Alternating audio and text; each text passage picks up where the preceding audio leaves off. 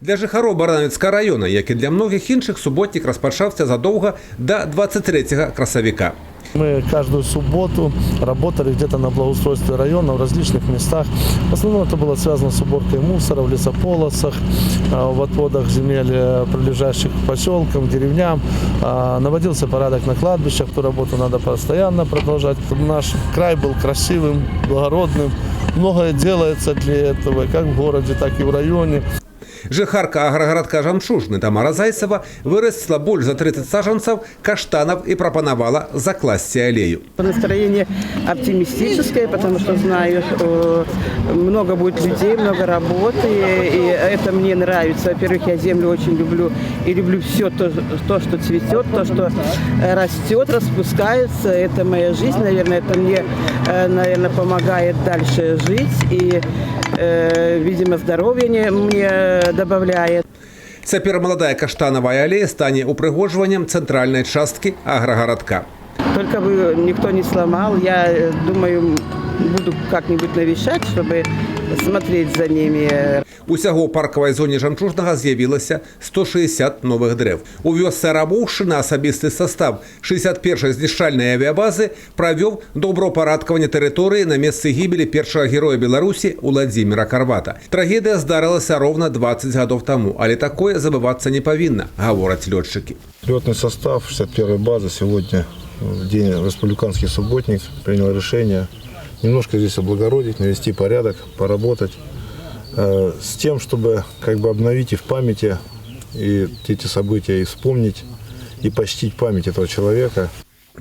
Кіраўнік палётамі 61-й знішчальнай авіабазы Александр Мурычын падпалкоўніка Карвата ведаў асабіста, таму прысутнічаць на ўсіх мерапрыемствах, прысвечаных герою і сябру, лічыць сваім абавязкам. И мы, конечно, помним и всегда участвуем во всех мероприятиях, которые посвящены памяти Владимира Николаевича Карвата. Больше за 13 тысяч человек узяли удел у республиканском субботнику на Пиншине. Свою лепту у наведения порядка унесли представники разных профессий и узростов. Вартовые правопорядку сёлетний субботник провели разом с вучнями и наставниками Молотковицкой средней школы, установы, над якой уже другий год запар ведут шефство люди у погонах. Форма работы такая, что органы внутренних дел вместе с детьми, то есть с подрастающим поколением, рука об руку, плечом к плечу, то есть работают на нашем сегодняшнем республиканском субботнике. То есть я считаю, что это очень хороший пример, очень хорошие моменты, что труд, он, так и говорится, что облагораживает человека.